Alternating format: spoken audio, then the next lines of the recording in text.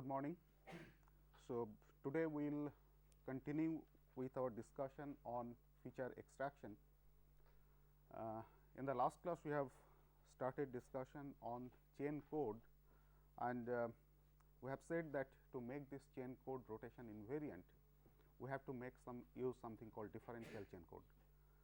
So, today as some of you have requested, I will just repeat that differential chain code formation before I move to other ways of feature extraction. So, when we talk about chain code, let us assume that we have some sort of boundary pixels represented by a boundary something like this.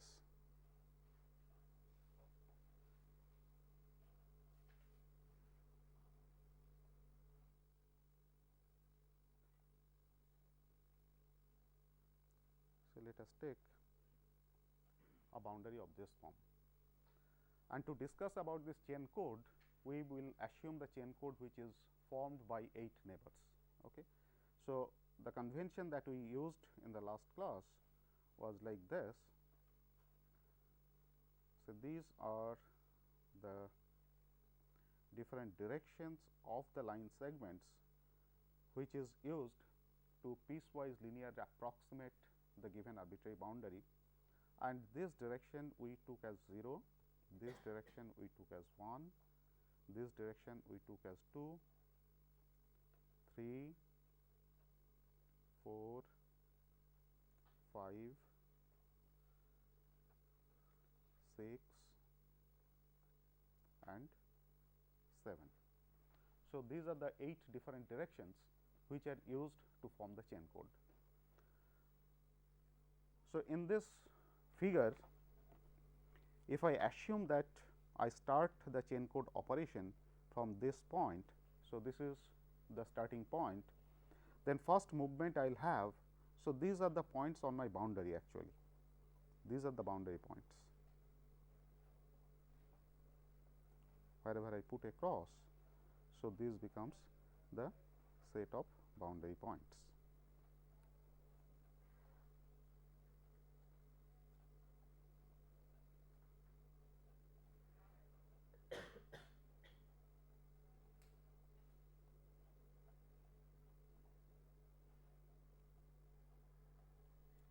Okay.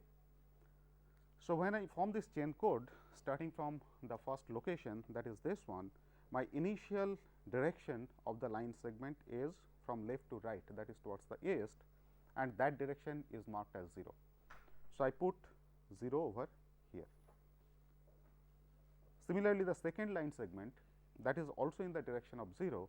So, I also put 0 over here. The third line segment, it is in the southeast direction, and southeast is marked as 7. So, I put 7 over here. The next movement is in the south direction, which is marked as 6. The next one is again in the direction of east, so which is marked as 0. Next direction is again in south, so it is marked as 6.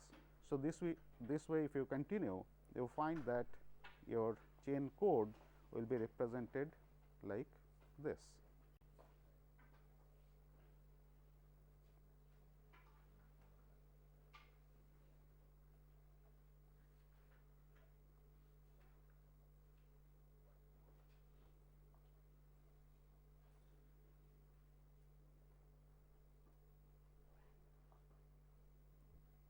Okay.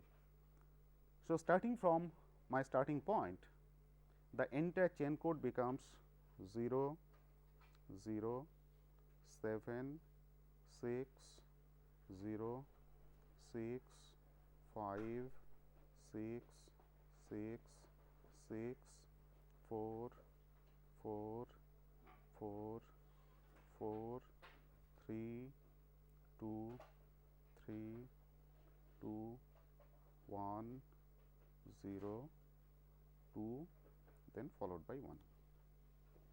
Okay. So, this becomes the chain code which represents a given boundary like this. Okay. Now, as I said that if the figure is rotated, in that case this chain code will be entirely different. So, for example, instead of putting the figure something like this, if I simply rotate the figure by 90 degree, if I make the figure of this form, in that case earlier one which was 0, that will now become this one which will be 7. Okay. So, the entire chain code representation which we had having the boundary position like this, if I rotate the boundary, the entire chain code will be different. So, using this chain code, I cannot recognize a shape which is rotated by an angle theta. So, what I need to do is I have to modify this chain code so that it becomes rotationally invariant. So, for doing that, what I said is, instead of using this chain code, what I will do is to move from one segment to another segment, how many steps of rotation that I have to perform in my coding scheme, that is in this scheme, I will simply put that in my chain code. Okay. So, while doing this, let me start this way. Initially, I will skip the first code that I have generated, because though I know that the first code was 0, but I do not know that from previous code to this code, when I move, how many steps of rotation I have to make, because I do not know what is the previous code. Okay. So, here, but I know that this direction is 0, next direction is also 0. So, I know that to move from 0 to 0, how many steps of rotation I have to make. So, in this case, because the previous direction is also 0, the next direction is also 0.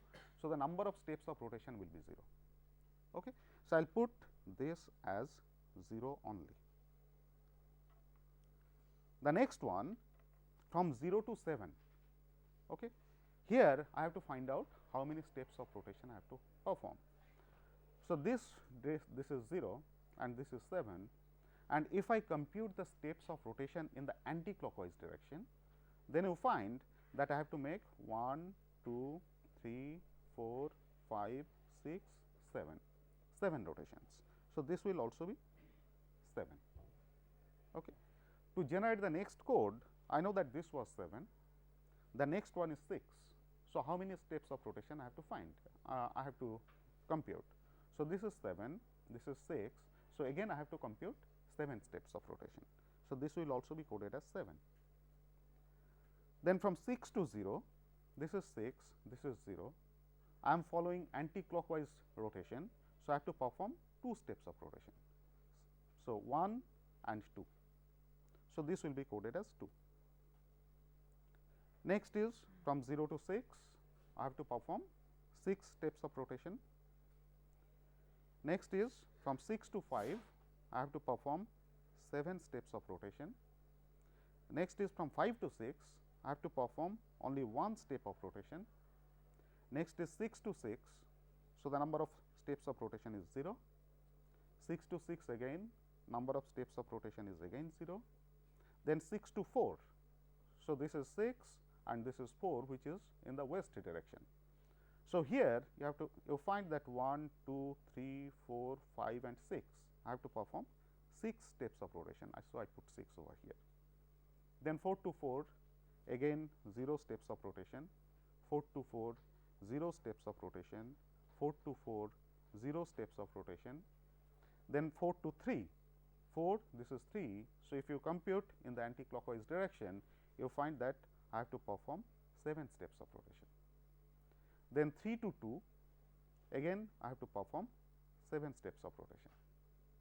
Then 2 to 3, following anti-clockwise direction, I have to perform only 1 step of rotation.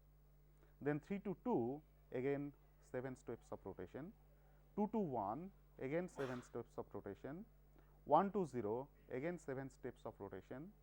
0 to 2, I have to perform 2 steps of rotation. Then 2 to 1, I have to perform 7 steps of rotation. Now, I find that it is 1 to 0, okay, because the last code was 1 and the first code was 0. So, when I move from this segment to this segment, from here to here, rotation is 1 to 0. Okay. So, this is 1, this is 0, number of steps of rotation that I have to perform is 7. Okay. So, this completes my differential chain code.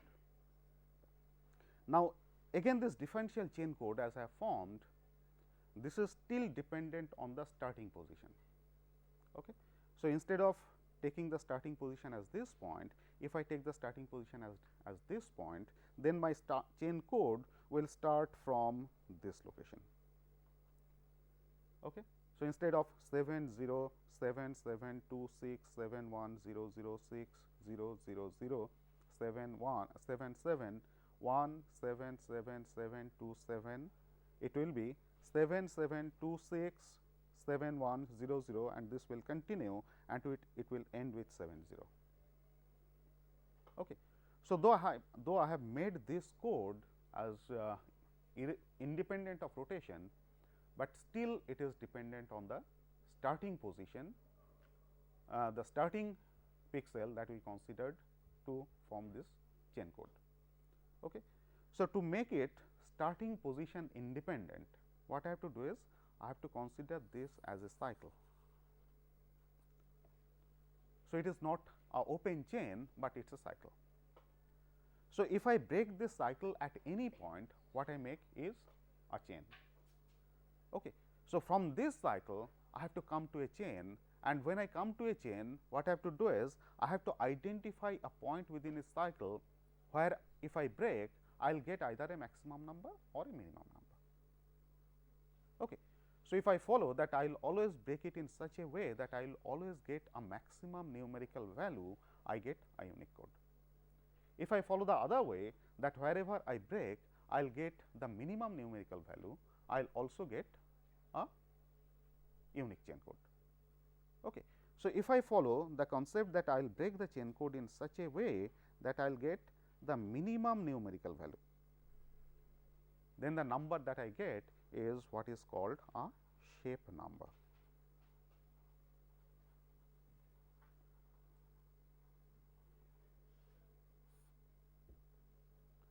Okay.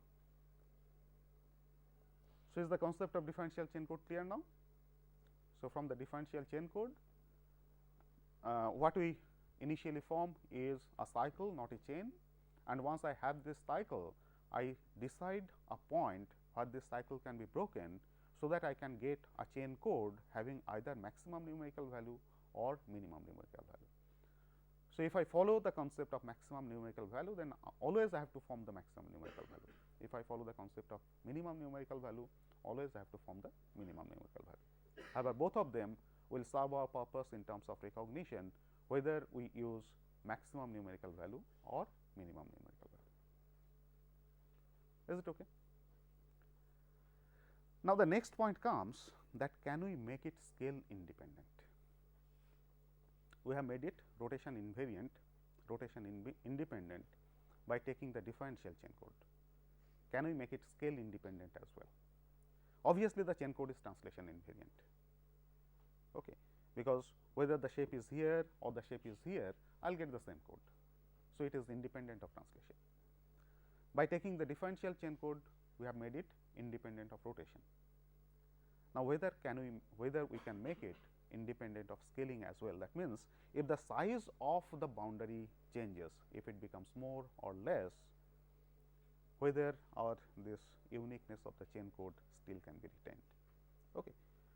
So, let us see that how we can make this chain code scale independent. So, to do this, let us assume that we have a set of boundary points something like this. So, initially the set of boundary points that we have, the distance between two consecutive boundary points is just 1 pixel. Okay. They are at a distance of 1 pixel apart. So, if I have a boundary something like this,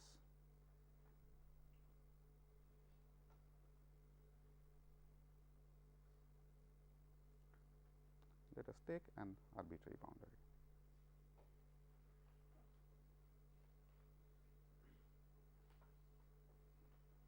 So, I assume that these boundary pixels are 1 pixel apart.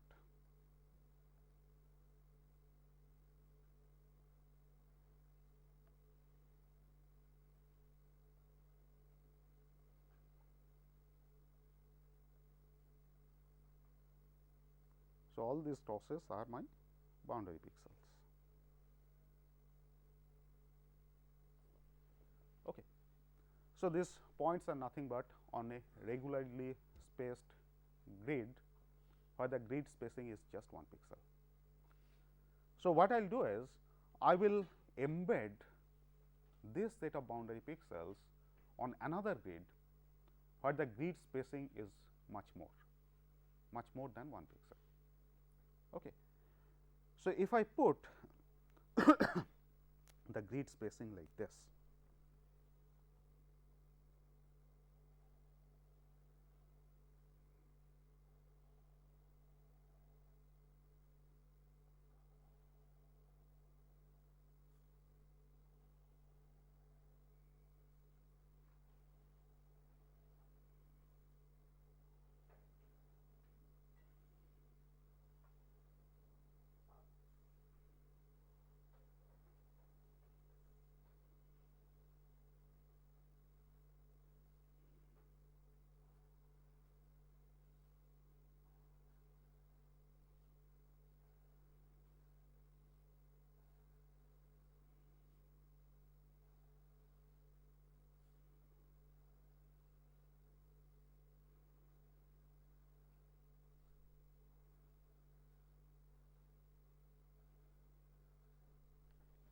so these are the grids of larger spacing in which I embed these boundary pixels. Now, once I have this grid, then what I will do is these boundary pixels will be associated with one of the grid crossings of this larger spacing, whichever is nearest to it. Okay. So, if I do that, you find that this point will be associated with this point will also be associated with this point will also be associated with this. So, the grid crossing that I will have is this one. Similarly, this is another grid crossing, this is another grid crossing to which some of the boundary pixels will be associated. This will be another grid crossing, this will be another grid crossing, this will be another grid crossing, maybe this will be another grid crossing, this one will be another one, this one will be another, this will be another one, this, this, this,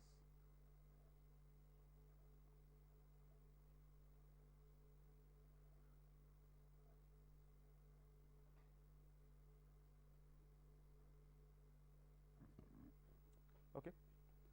So, these are the grid points of this larger grid in which the points will be associated. Okay.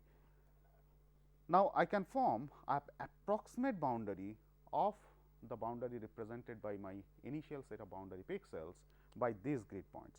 So, my boundary now will be this.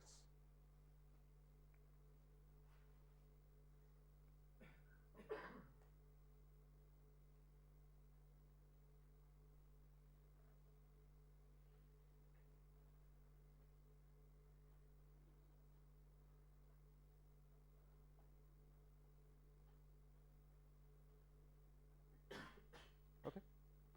So, you find that initially I had large number of boundary pixels, which are now scaled down to a lower number of boundary pixels, and what I get is an approximate representation of the original boundary. Okay.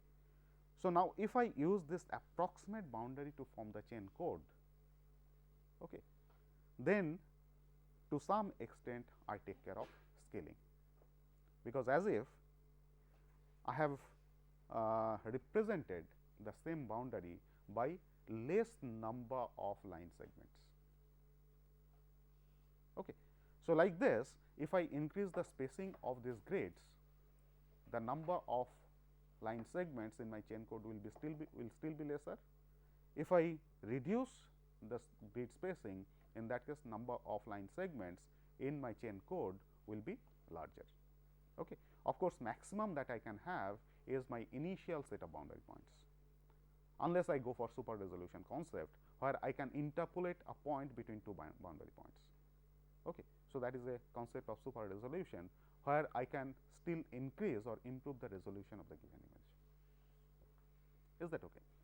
So, these are the different forms of chain code that we can form, and this chain code can also be used for recognition of objects where this recognition is based on shape, because this chain code is nothing but a shape descriptor, where this shape is obtained using only the boundary information. Okay, because we have not used any point which is within the shape. I have not used any information which is inside the shape. I have used only the information of the boundary. Okay. So, this chain code can be used for recognition of the objects, where this recognition will simply be based on the boundary information. Okay. Now, the other kind of descriptor that can be used for recognition purpose is based on polygonal approximation.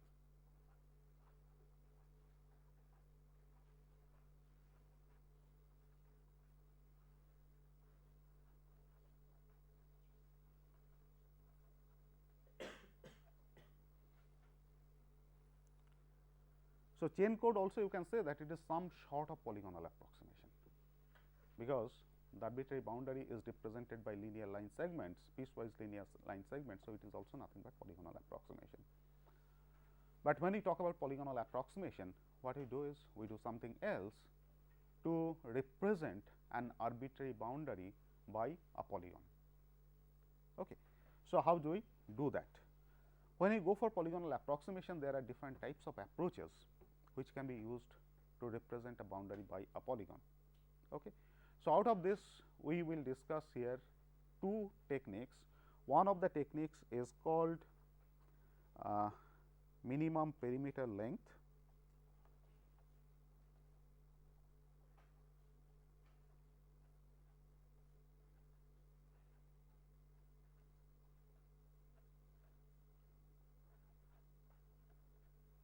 polygonization,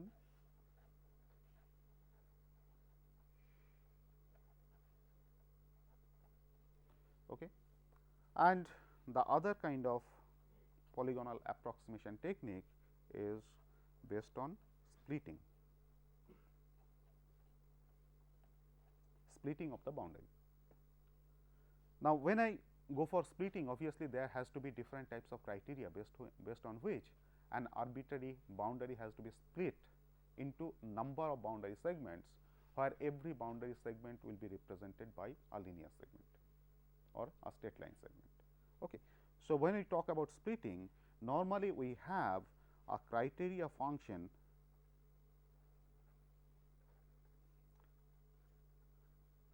associated with the splitting technique, and based on the criteria function I can have different types of splitting algorithms. Okay. So, we will discuss them one after another. So, firstly let me take this minimum perimeter length polygonization approach. What I mean by that? Okay. So, to do this, let me again take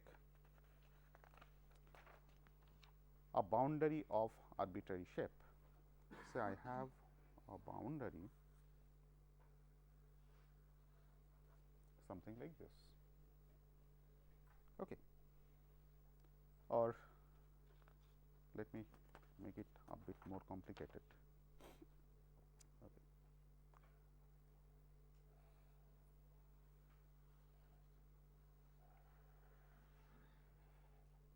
So, I have a boundary something like this. Okay. So, to go for this minimum perimeter length polygonization, what we will do is we will embed this boundary into a set of concatenated cells. Okay. So, what are those set of concatenated cells? So, the cells are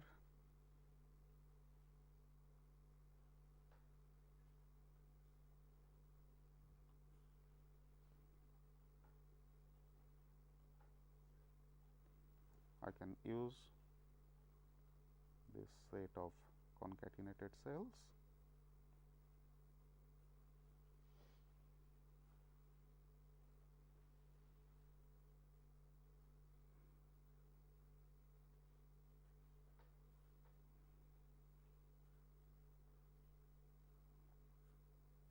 again. It is nothing but a concept of grid.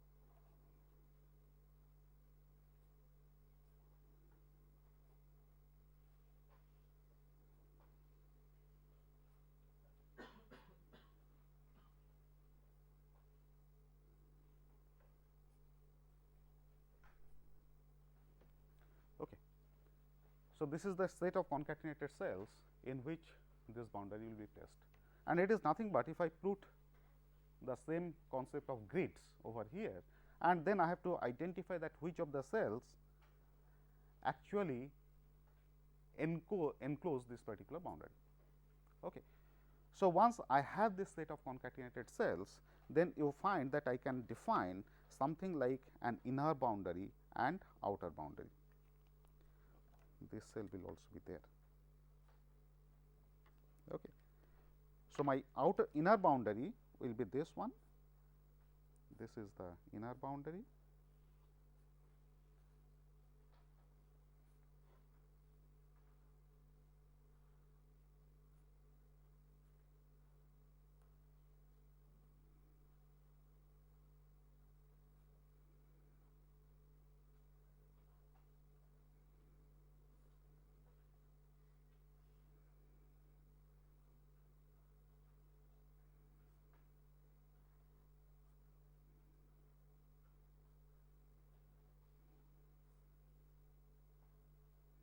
and this one is the outer boundary or inner wall and outer wall.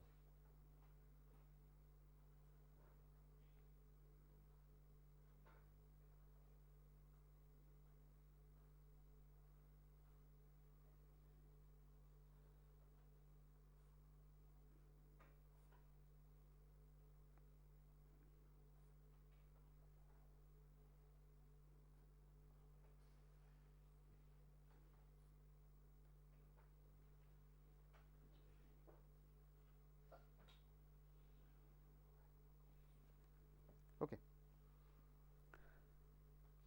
So, this cell will also be included, because yeah. So, the outer wall will be like this. Okay. Right. So, I have an inner wall and outer wall. Now, if I assume this boundary to be a rubber cord, a closed rubber cord, which is kept within this inner wall and outer wall, then you know that a rubber cord under tension which is kept under a constant place like this, it always tries to attain the minimum length. Okay. So, as a result, this cord will try to shrink in whichever way is possible, and it will try to attain the minimum perimeter. Okay. So, you find that this part of the cord will try to be contracted and come towards this direction. Similarly, this part of the cord will try to be contracted and move towards this direction. Okay. So, likewise, if you find out at each and every point on this boundary how the cord will move, whether it will move in the outer direction or it will move in the inner direction, until and unless it reaches the limiting points. Okay. So, when it tries to move in the inner direction at this point, the limiting point is this, it cannot move further because this is the wall. Similarly, over here, when this point tries to move in the outer direction, this is the limiting point, it cannot move beyond this. Okay. So, if you continue this way, you will find that I will have a boundary representation of this particular boundary, which is given, which will be given by approximate representation, something like this.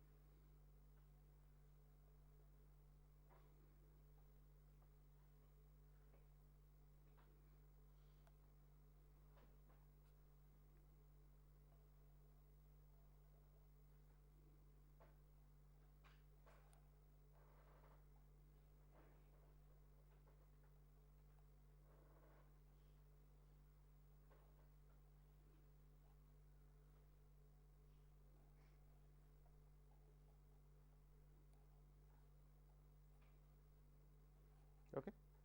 So, this is my approximate representation of this boundary when this chord tries to shrink, because it will try to move both in the outward direction as well as in the inward direction wherever is possible, until and unless the chord reaches the limiting point. Okay. So, what I get is a polygonal representation of this boundary. Now, so far as the concept is concerned, it is very clear, but how do you implement it? Okay.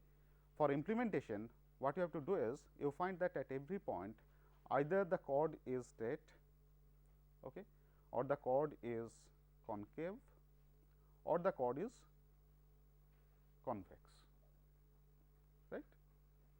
So, if I have a boundary position something like this, where this is continuing in this direction, over here the chord is convex, over here the chord is concave, over here the chord is convex, and I can have a linear portion something like this. Okay.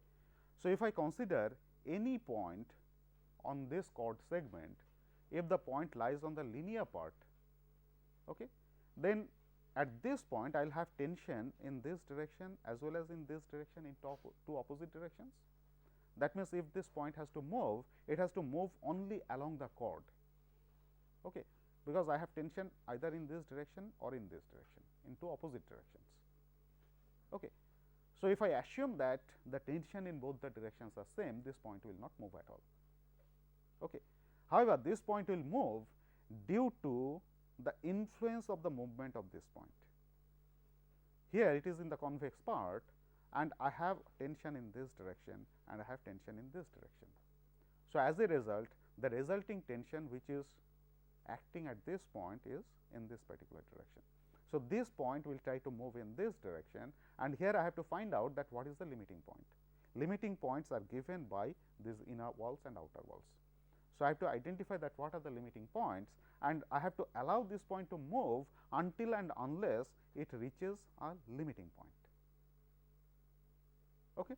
Similarly, a point at this location, it has tension in this direction and it also has tension in this direction. So, the resulting tension is in the direction like this. So, under the influence of this resulting force, this point will also try to move in this direction, and it will move until and unless it reaches a limiting point somewhere over here. Okay. So, when this point comes up to this position, I have to stop movement of this point. Okay. So, that is how I can find out that what are the limiting points up to which this chord can move while it tries to attain the minimum perimeter, and those limiting points on the inner wall or in the outer wall gives you the vertices of the polygon. Okay. So, if you simply connect those vertices by straight line segments, you get a polygonal approximation of this arbitrary boundary. Okay. So, this is what is minimum perimeter length polygonization. Any question? No. Okay. So, next let us see that what is the other type of polygonization, that is splitting technique.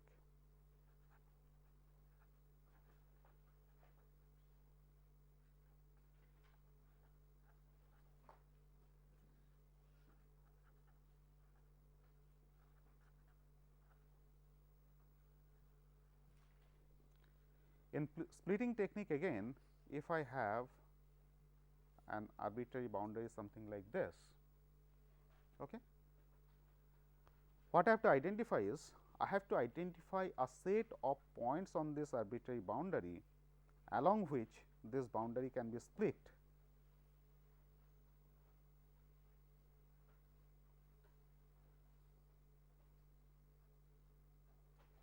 Okay. And these points at which the boundary can be split into different boundary segments, they become the vertices of the polygon. Okay. So, if somehow I select this set of points along which this boundary can be split, then the polygonal approximation of this arbitrary boundary is this one.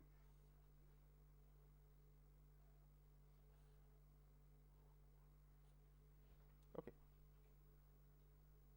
Now, the criteria function, as I said,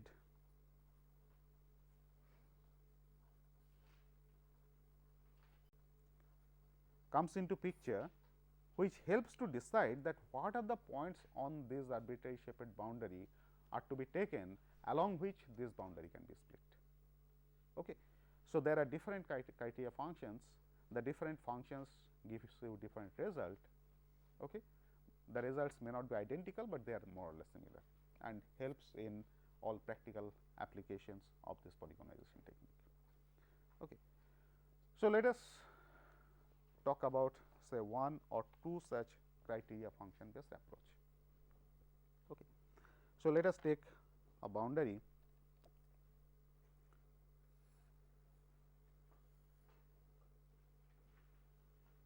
something like this.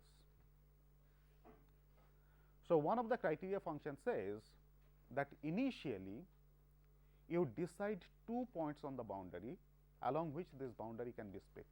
So, once I decide 2 points on the boundary, then the boundary is split into 2 sub boundaries or 2 segments of the boundary. So, first let us assume that somehow we have been able to select one point over here and one point over here. Okay. So, these are the 2 points along which the boundary can be split. So, once I select these 2 points, then I have one boundary segment which is the upper part of the boundary, and I have another part of the segment which is the lower part of the boundary. Then the criteria function says that once I select these 2 points, okay, I can have a straight line passing through these 2 points. Okay. So, this straight line divides the boundary into 2 halves.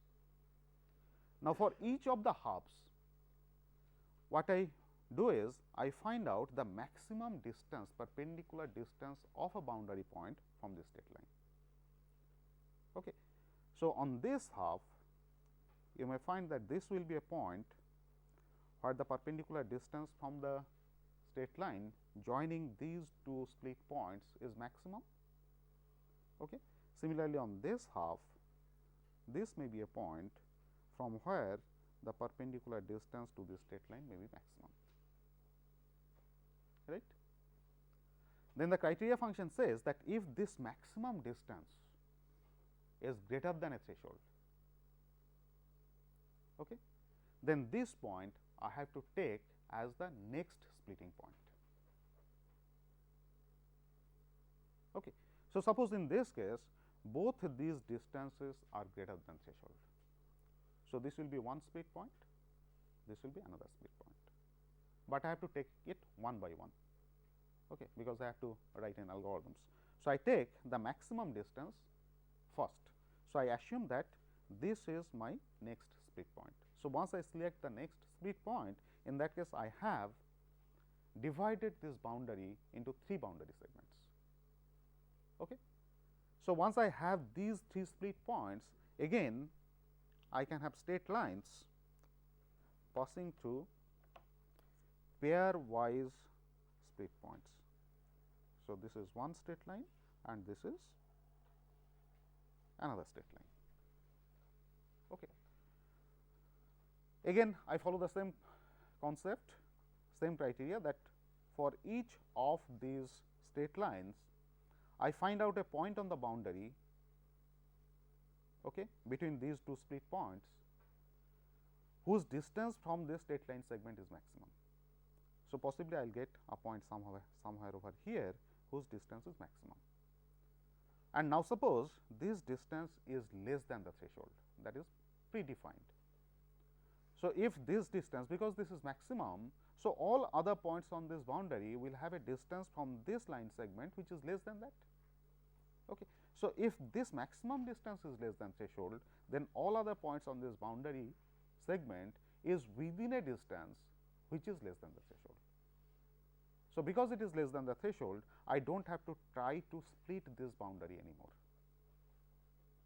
Similarly, over here I find out the maximum distance. If the maximum distance is less than the threshold, I do not have to split this boundary anymore. Okay. However, for this boundary segment, this was my distance and suppose this distance is greater than the threshold. Okay. So, this becomes my fourth splitting point. Once I have this fourth splitting point, again I join the straight line segments, the straight lines through these splitting points. Okay. Now, this is the maximum distance of this particular segment from this straight line, and this is the maximum distance of this segment from this straight line. Suppose this distance is less than the threshold. So, this part of the segment is not to be splitted anymore, and if I assume that this is greater than the threshold, then this will be my fifth splitting point. So, once I have this fifth splitting point, again I will have line joining these vertices. Okay. Over here this is the maximum distance, and over here this is the maximum distance. Now, if these distances are less than the threshold, then neither I have to split this nor I have to split this. So, my final polygon now becomes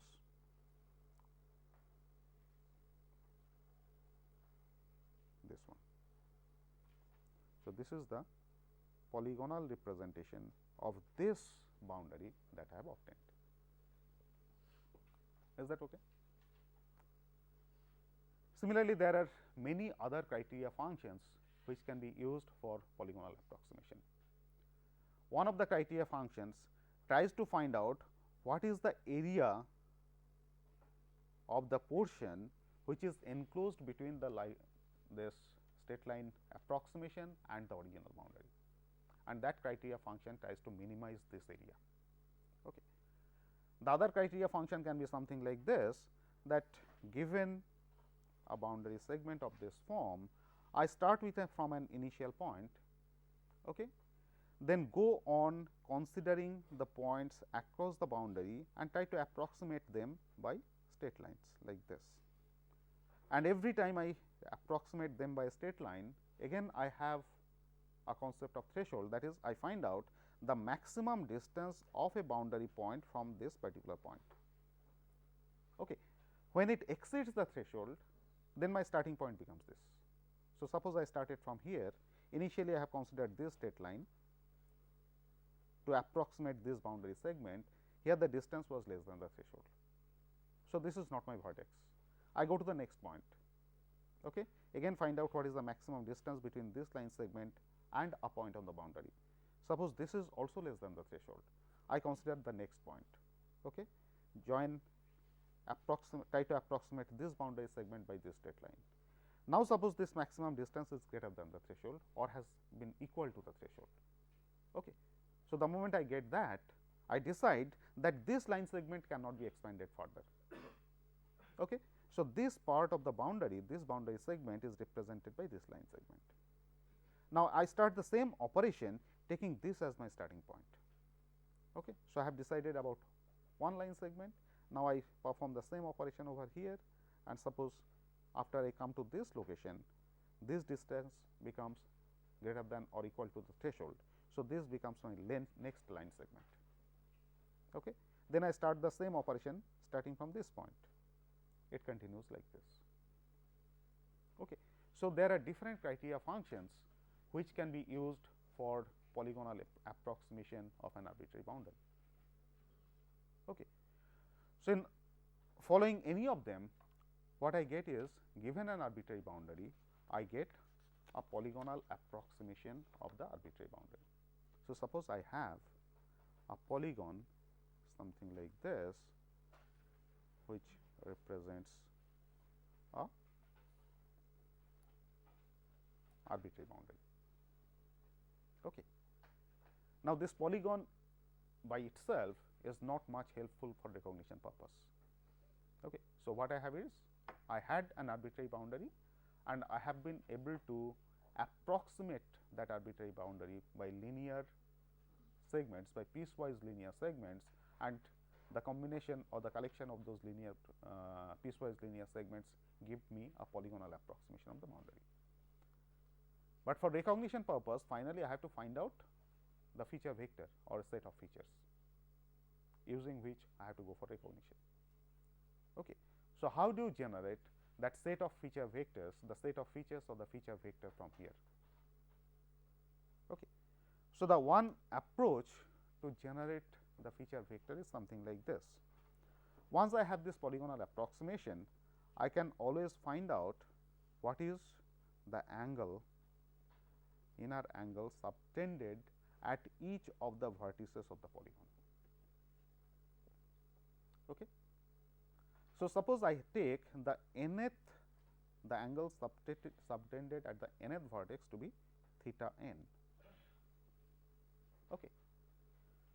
So, once I decide this, I can have an autoregressive model, so that this nth angle is represented by a linear combination of k number of previous angles. Okay.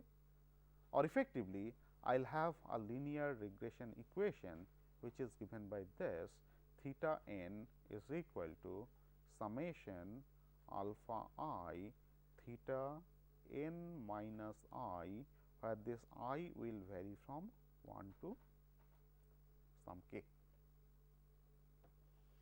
Okay. So, what I am doing? This angle is represented by some alpha 1 times theta n minus 1 plus alpha 2 times theta n minus 2 plus alpha 3 times theta n minus 3 plus alpha 4 times theta n minus 4, and so on. Okay. So, if I take k number of such previous angles to form this autoregressive model, this is what is kth order autoregression. Is that okay? So, for every such vertex, I will have one such equation. Okay. And the state of alpha, these are the coefficients of autoregression. Okay. So, because I have kth order autoregression, so there will be k number of alpha, alpha 1, alpha 2 up to alpha k. Okay. And if there are, say, p number of vertices,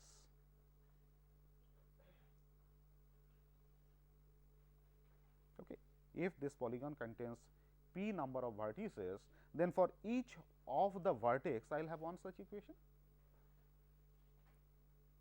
Okay. So, I will have p number of linear equations like this. Okay. So, now the problem becomes that I have to find out a solution of those p number of simultaneous linear equations. Okay. Now, if p is exactly same as q, exactly same as k, then this model is well defined, because I know there are k number of variables alpha 1 to alpha k, and I have k number of equations. So, I can get an unique solution. Whereas, if p is greater than k, I will have number of equations which is less than the number of variables. So, the system is over specified. Okay. If p is less than k, that means the number of equations is less than number of variables, then I cannot find unique values of this set of coefficients alpha 1 to alpha k. Okay.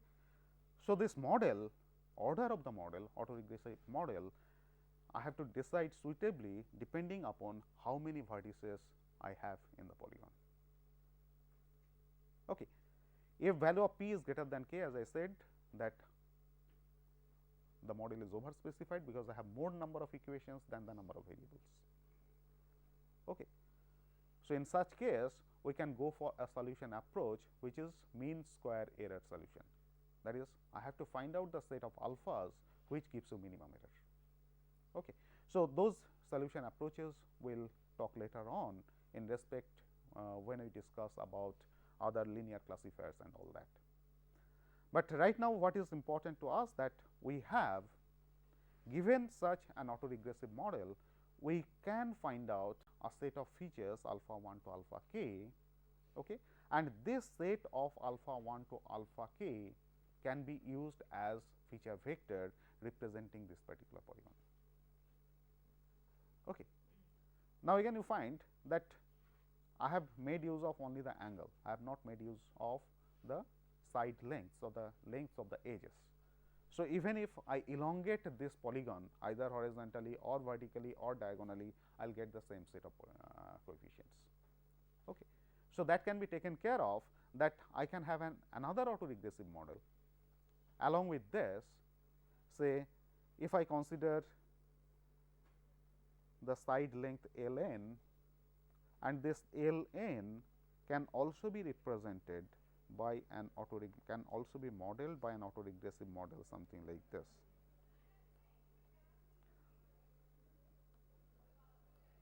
Where this I may vary from 1 to say some value p. So, pth order autoregressive model. Okay. So, I get a set of coefficients alpha 1 to alpha k, considering the angles obtained at the vertices, and I can also get another set of coefficients p number of coefficients beta I varying from 1 to p, considering the lengths of the edges. Okay. So, now if I concatenate these two, alpha 1, alpha 2 up to alpha k, then beta 1, beta 2 up to beta p. So, I get a feature vector of dimension k plus p. Okay. And this feature vector can be used for classification purpose or for recognition purpose. Okay. So, here we take care of both the angle values at the vertices and also the lengths of the edges of the polygon. Okay.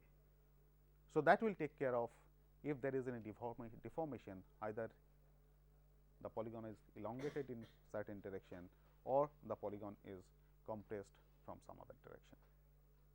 Okay. So, these are the feature vectors that can be generated based on polygonization approach. Okay. There are other approaches as well. One is to find out the signature.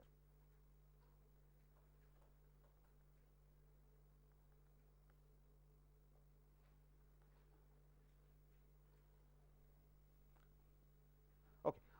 I forgot to mention one thing, that here as I said that initially somehow I have decided these 2 points, but how to decide these 2 points, because selection of these initial points will determine what is the accuracy of or how unique this polygonal approximation is. Okay. So, one way to decide these initial split points is that, I think all of you have done KL transformation. So, in KL transformation it gives you the eigen directions. Okay. So, I can decide the points along the first eigen direction. Okay. Because first eigen direction gives you the direction along which your shape is maximally elongated. Okay. So, I can take these points, these 2 points along the first eigen direction, set of points between which your distance is maximum. Is that okay? And starting from there, I can continue this algorithm iteratively to give me the polygonal approximation. Okay. Now, what is signature? The signature is something like this, that let us assume that we have a square or a rectangle, something like this. I am taking a simple example. This is true for any type of arbitrary shapes. Okay. And within this I have a reference direction. So, this is my reference direction. What I do is, starting from the reference direction, I find out the distance of all the boundary points from the centroid of this particular shape. Okay. That is, I find out the distance of the boundary point over here, I find out the distance of the boundary point over here, I find out the distance of the boundary point over here, and so on. That means, I am taking the boundary point along the rotational scan lines, something like this, in different directions, and this direction is at an angle theta from the reference line. Then what I do is, I plot this distance say L theta versus theta. So, if it is a square or a rectangle something like this, then you find that this plot will appear to be something like this.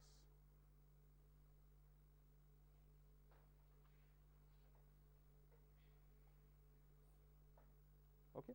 Where these peaks correspond to the corners or the vertices of the square or rectangle. Okay. Now, this particular pattern itself can work as a feature or a feature vector, or I can transform this pattern to get some transformation coefficients, and those transformation coefficients can work as a feature vector, which can be used for recognition purpose. Okay.